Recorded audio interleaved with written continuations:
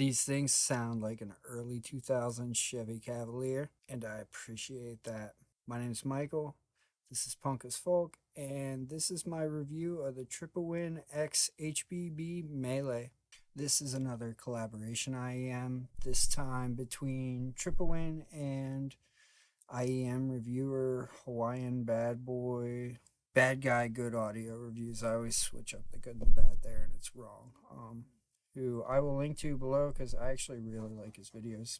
These are a single dynamic graphene driver, and it's housed inside this CNC aluminum shell with a peacock style cap in black or gold. Obviously this one's black. The shells also have the Bad Guy Good Audio Review logo on the top of them. I don't know how well you can see that.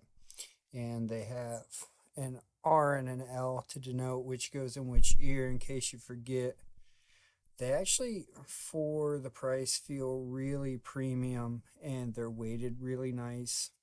They sit inside of my ears very comfortably enough that I am able to sleep in them, because I do sleep in IEMs and wear them without any outer ear fatigue at all.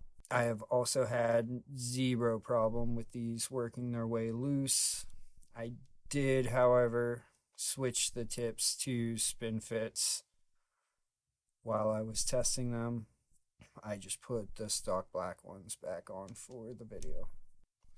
Inside the sleeve you find the box, which looks like it was rejected from one of those mall jewelry kiosks for being a little over the top. This isn't a box review, I don't know, I just thought it was funny that it was that bright. But it does have this nice hard soft fake leather case. Inside it has the IEMs and an assortment of ear tips, and the cable, which is pretty nice. It's soft and pliable. It doesn't get tangled easy, and it has a nice chin cinch. I can't say that word. It actually works. I don't know if you use the chin cinch for any reason. Please comment below and let me know what that reason is. The cable's pretty good quality. It does have some spots where the twisting's kind of kinked, but again, I don't expect a super premium cable in this price range. The Mele has a bass heavy V shape, mild V shape, which typically isn't my thing, but these actually make it kind of fun. I've seen the videos of the guy who tuned these, and while not exactly like, his listening library shares a lot of similarities with mine. Not so much style, but instruments used. So I figured I'd try them out, and I've been pleasantly surprised. The bass on these digs deep while maintaining tight control. In the song Biscuits by Method Man, there's a continuous sub-bass tone cycle with a mid-bass punch right over top of it.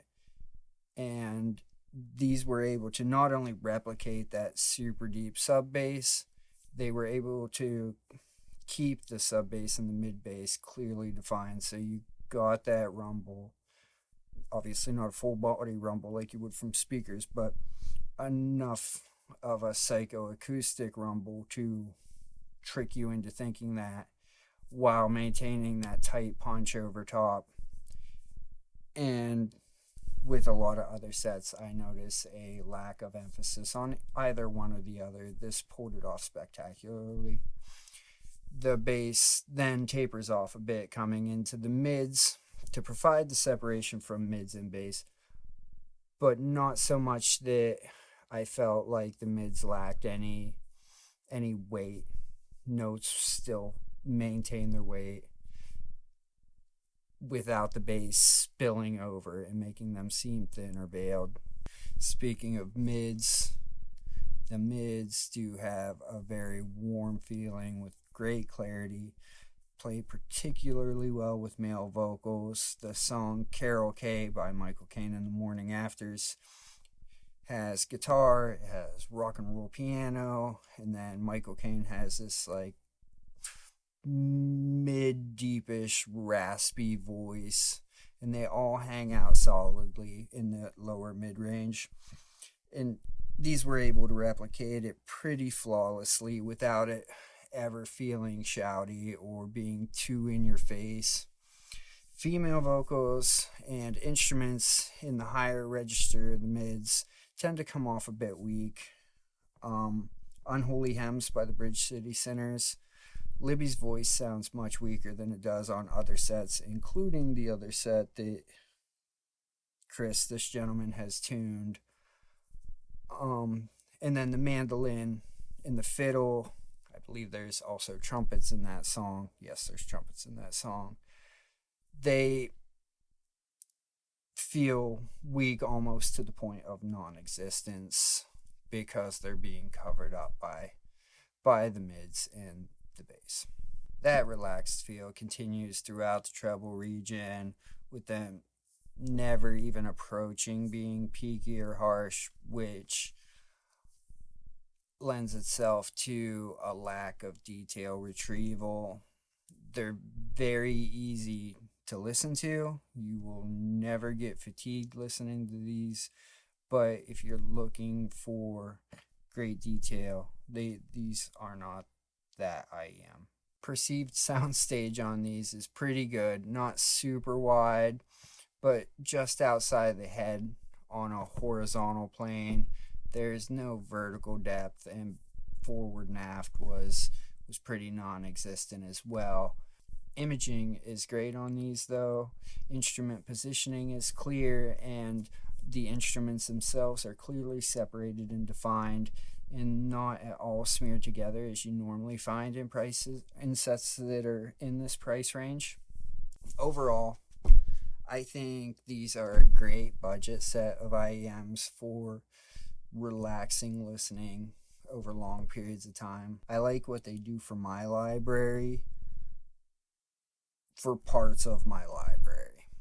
From a purely fun perspective, the tuning makes studio recordings with that emphasized bass almost sound like you're seeing a live show at a shitty club where they turned up the bass a little too loud just to put some excitement into the room.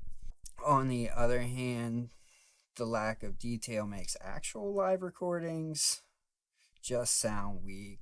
They don't have the detail or the air required to recreate live recordings in a convincing way. The sense of space in the venue that they were recorded in just isn't there. What I did find I like about a bassy set is that sub bass covers up a lot of ambient noise. So for work, I work in a shop. These are great for covering up that outside noise. They're great when I'm walking the dog out around town. I don't hear traffic. I don't have to turn them up super loud. I really like that. Again, I like these a lot more than I thought I would for a bassy set, because that's typically not the way I like listening to music. If that is the way you like listening to music and want a good bassy set for a very competitive price without it sounding bloated and becoming just a blob of bass as so many sets do, these are really a high recommendation for me. I bought these with my own money just to try them out, and I really enjoy them. It's not what I would go to, when I'm here and I want to do critical listening, but if I just want to have fun, if I just want to relax and put on some music and not worrying about anything sounding harsh or not worry about sibilancy, these are comfortable, they're cheap, and they sound really damn good. I will put a link below if you would like to check them out. If not, I don't care. I don't know the dude. I don't know anybody at the company. Nobody's asked me to do this. Hell, some people would probably prefer I didn't. If you would like to see more IEM reviews, including the Alina, that is probably coming next. I have more back there I can do. Please just like, subscribe, comment, tell your friends. Yeah, I'm out. Bye.